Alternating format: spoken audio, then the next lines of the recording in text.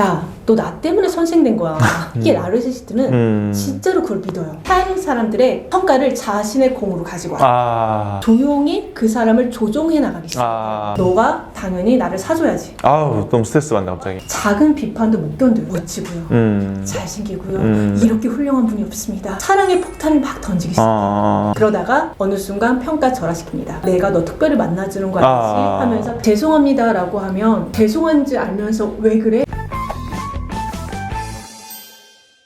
안녕하세요. 반갑습니다. 저는 기업에서 강의를 하고 있고요. 관계심리 코칭을 하고 있는 백선영 저자라고 합니다. 백선영 작가님 두 번째 출연이죠? 네, 맞아요. 이번에 또 책을 쓰셨는데 네. 무슨 책인가요? 이번에 책은요, 나르시스트에 대한 책이고요. 그리고 나르시스트로서 내가 어떻게 좀 나를 보호하고 지켜야 되는지에 대해서 나온 책입니다. 나르시스트가 나쁜 사람 말하는 건가요? 나쁜 사람? 나르시스트가 어떻게 보면 나쁜 사람이고요. 그리고 어떻게 보면 자존감이 약해서 타인을 착취하거나 통제하는 사람들을 우리는 나르시스트라고 말을 하고 있어요. 나르시스트는 좀 어떤 특징이 좀 있나요? 근데 기본적으로는 공감 능력이 좀 결여되어 있고요. 사람을 좀 착취하고 통제하려는 성향을 가지고 있어요. 그래서 정신분석학에서는 자존감이 너무 약해서 타인을 통해서 자신의 자존감을 유지하려는 사람들을 나르시스트라고도 이야기를 하거든요. 첫 번째의 특징은 좀 자기중심적이에요. 항상 이야기를 본인의 이야기로 가는 거예요. 예를 들어서 오늘 나 되게 맛있는 거 먹었어 라고 친구가 말을 하면 우리는 보통 어떤 거 먹었어? 이렇게 물어보잖아요. 그쵸. 근데 항상 주인공이 자기인 거예요. 그래서 그래? 어떤 거 먹었어? 근데 난 최근에 이런 거 먹었다? 꽤 봤다. 꽤 맞죠? 이 정도 가지고 나르시스트라고 할 수 있나 라고 하는데 조금 더 연결이 되죠. 두 번째는요, 되게 자존감이 취약해요. 안에 열등감이 많다가 보니까 타인의 인정 욕구를 바라고 타인의 공감을 바라고 그리고 타인을 좀 통제하려는 마음을 가지신 분들이요, 나르시스트의 특징을 보여요. 세 가지 말씀을 드리면 공감 능력도 결여되어 있으니까요, 타인이 힘든 거 아픈 거 전혀 못 보죠. 그냥 내가 힘든 게 가장 문제고요, 내가 아픈 것이 가장 중요한 사람들을 우리는 나르시스트라고도 표현을 합니다. 갑자기 좀 떠오르는 분들이 조금 계신데 어떤 사람 생각나세요? 촬영이라서 좀 말하기가 좀 곤란하긴 하지만 회사에서 조금 있었던 것 같아요. 맞아요. 특히 회사에서는 또 나르시스트 많이 만날 수 있거든요. 왜냐하면 회사에서 성과가 되게 중요하잖아요. 맞아. 협업과 협력을 통해서 성과를 만들어내는 건데 근데 이 사람들의 특징은 타인 사람들의 성과를 자신의 공으로 가지고 와요. 나쁜 사람도 많고 이 나르시스트가 있는데 어떻게 좀 구분될까요, 이게? 나쁜 사람은 행동에 의도가 보여요. 나한테 사기치려는 모습이 보이는데 이 나르시스트는 나에게 나쁜 행동을 할 거라고 우리가 예측하기 어렵다라는 거예요. 그러니까 조용히 그 사람을 조종해 나가기 시작해요. 의도한 건가요? 그 나르시스트도 저 사람을 내가 서서히 조종하겠다라는 것을 의도적으로 갖진 않아요. 그게 맞다라고 본인은 생각을 해요. 드라마 더 글로리 장면에서 보면 그 박연진 씨가 송혜교 씨한테 이런 말을 하거든요. 야, 너 나 때문에 선생된 거야. 이게 나르시스트는 진짜로 그걸 믿어요. 내가 너한테 안 좋게 행동한 게 아니라 내가 이렇게 해서 너는 그것 때문에 발판 삼아서 선생을 할 수 있는 거야 라고 얘기를 하는 거죠. 이게 심리적 조종이잖아요. 이 심리적 조종에 우리가 빨려 들어갈까라는 생각을 하는데 이런 걸 매일매일 서서히 젖어 들어가면 우리가 거기에 속는 거죠. 그래서 첫 번째는 의도성인 것 같아요.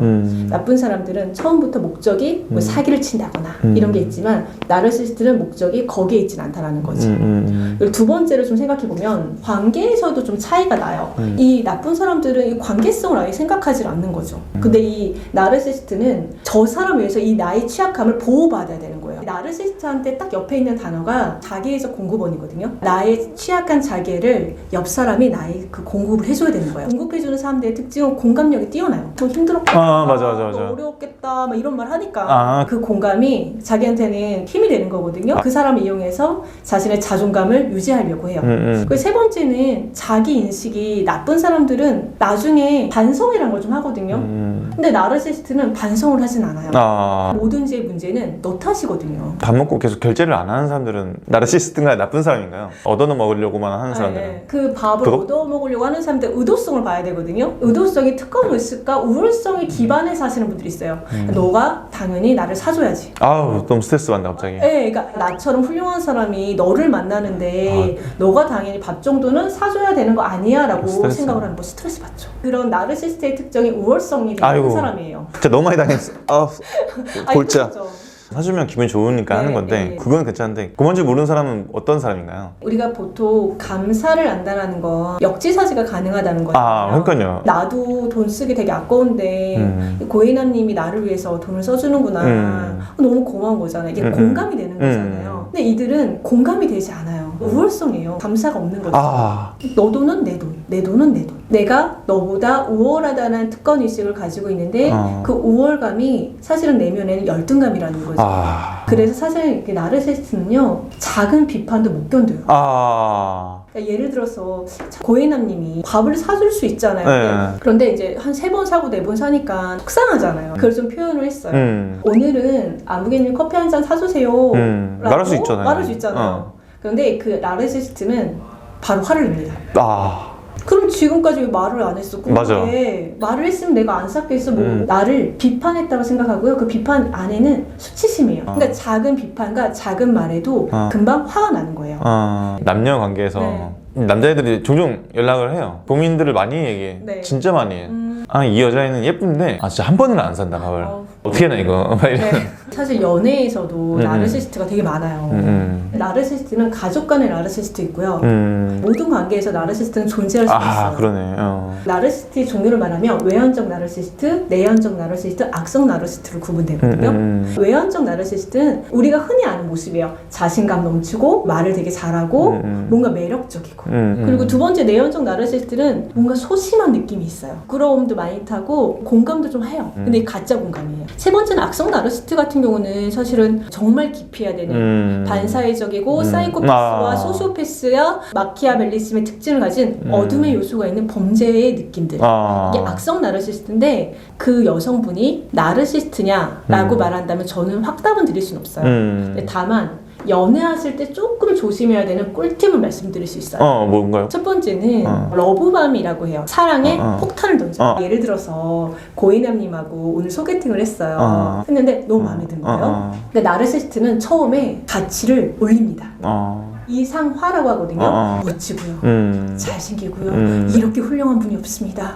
라고 사랑의 폭탄을 막 던지기 시작해요. 그게 한 6개월 정도 지속이 돼요. 그럼 이 러브밤에 사람들이 황홀감에 빠져요. 그러다가 어느 순간 평가 절하시킵니다. 내가 너 특별히 만나주는 거 아니지? 하면서 평가를 절하시키는 게 첫 번째 나르시스트의 특징이기도 하고요. 내연적 나르시스트는 경계를 좀 허물어요. 고인원님께 제가 질문 하나만 드려볼게요. 소개팅 했는데 되게 아름다운 여성이 있어요. 그 아름다운 여성이 되게 수줍고 부끄러워하는데 어렸을 때 내가 너무 힘들게 살아왔다. 고혜남님처럼 이렇게 자신감 넘치고 멋있는 삶을 살아가고 있는 사람 보면 너무나 부럽고 존경스럽다. 그럼 되게 지켜주고 싶고 막 그런 보호 본능이 좀 들죠. 그 우린 구원 환상이라고 하거든요. 내가 그 사람 구원해주고 싶은 마음인 거지. 그걸 이용을 합니다. 그런 게 지속적으로 이어지고 나면은 나르시스트의 어느 순간 내가 빠져있는 거죠. 근데 또 빠져나오기도 쉽지 않습니다. 그들이 잘 안 헤어져요. 새로운 자기에서 공급원이 나타나기 전에는 놓지 않습니다. 후버링이라고 해서 다시 그 사람을 끌어당겨요. 일상에서도 있을 수 있는 거네요. 그렇죠. 특히 친구들 간의 관계에서도 나르시스트는 존재해요. 내 마음을 힘들게 하는 친구들도 되게 많아요. 맞아요. 딱 만났을 때 되게 불편한 사람도 있을 수 있잖아요. 어떤 사람 만나면 되게 에너지를 받고 맞아요. 저는 만났을 때 나른지 구분은 제가 잘 못하지만 오늘 이 자리가 집에 갔을 때 내가 불편했냐 또 만나고 싶으냐 했을 때 또 만나지 말자라는 생각이 서서히 멀어지니까 진짜 저를 보호하기 위해서 고혜남님이 진짜 자존감이 높다는 특징이거든요. 그래요? 네. 미묘한 감정의 신호를 잘 알아차리시는 게 있어요. 그런 것 같아요. 네. 사람을 만났는데 집에 돌아오는 길에 마음이 되게 불편했고 내 기분이 쎄하다. 그러면 그런 사람들과는 좀 거리를 두고 지켜보시길 바라고 두 번째는 내가 이 사람을 만났을 때 내 감정이 평화로운가를 본인이 계속해서 한번 바라보시는 게 좋아요. 직장 생활에서 나르시시스트를 만나면 방법이 좀 있나요? 첫 번째는 그 상대방이 나르시스트라는 걸 우리가 알아야 돼요. 이 사람이 나를 통제하려고 했을 때 내가 어떻게 행동을 해야 되는지 좀 살펴보셔야 되고 그 사람이 변하지 않을 거라는 생각을 하셔야 돼요. 안 변합니다. 그 상대방에 대한 기대를 낮추는 게 되게 중요해요. 두 번째는 그 사람과 감정적으로 휩싸이지 않으셔야 돼요. 그 기법 중에 하나가 회색돌 기법이에요. 우리 바다 가면 대부분의 돌의 색이 회색이잖아요. 그런 회색돌처럼 그 나르시스트에게 튀지 않는 행동을 하는 거예요. 예를 들면 이렇게 말해요. 김대리, 지난번에 내가 보고서 얘기한 거 잘 처리했어? 왜 몇 번 그렇게 민기적거려? 이렇게 말을 해요. 그럼 어때요? 감정적으로요? 열받죠. 아니라는 걸 말하고 싶고 그런 억울한 감정이 들잖아요. 네. 사실 과장님 그게 아니고요. 옆 팀에서 아직 자료가 안 와서 이렇게 말을 해야 될 것 같잖아요. 회색돌은 감정은 배제하고 딱 해야 되는 정보만 메시지로 합니다. 그래서 이렇게 말하시는 거죠. 네, 알겠습니다. 확인해 보겠습니다. 네, 알겠습니다. 처리하겠습니다. 죄송합니다는 안 해도 되나요? 죄송합니다라고 하면 또 나르시스트의 감정을 건들 수 있어요. 죄송한지 알면서 왜 그래? 라고 말하면 이거 혈압이 이거 너무 많이 들어보네. 이 꼬리를 물기 시작하거든요. 그러니까 적절한 순간에는 해야 되겠죠. 회색돌 기법은 일단 그 사람의 감정은 건드리지 않는다. 두 번째, 내가 당신에게 만만한 존재는 아니다. 라는 것을 보여주기 위한 최소한의 표현인 거예요. 세 번째는 자신의 사적인 정보는 오픈하지 마세요. 나르시스트가 사적인 정보를 물어볼 때가 있거든요. 뭐 주말에 어떻게 지냈어? 요즘 애들은 어때? 여자친구와 남자친구의 관계는 어때? 라고 이렇게 질문하거든요. 그럼 이런 질문을 받으면 우리는 그 상대방이 나한테 관심 있다 생각하잖아요. 근데 나르시스트는요, 정보를 물어보는 것이 이 사람을 이용하기 위해서 도구적으로 바라보는 거거든요. 그럼 관계가 안 좋아질 때 그 정보들이 나한테 피해가 될 수 있어요. 그래서 사적인 정보는 오픈하지 않고 그냥 업무적인 이야기만 하시면 돼요. 김대리 주말에 뭐 했어? 그러면 뭐 저는 특별한 건 없었습니다. 팀장님은 주말에 뭐 하셨어요? 그럼 내 정보를 오픈하지 않으셔도 되거든요. 아니면 말을 업무적으로 돌리시는 거죠. 주말에 뭐 했어? 그냥 특별한 건 없었습니다. 그리고 어저께 프로젝트는 이렇게 진행되고 있습니다. 라고 업무적인 얘기로 깔끔하게 정리하시는 게 좋고요. 네 번째는 나르시스트는 말을 잘 바꾸거든요. 내가 언제 그런 말 했어? 그래서 나르시스트하고 대화할 때는 최대한 문서화하자. 문서를 남겨놔서 하는 게 되게 좋아요.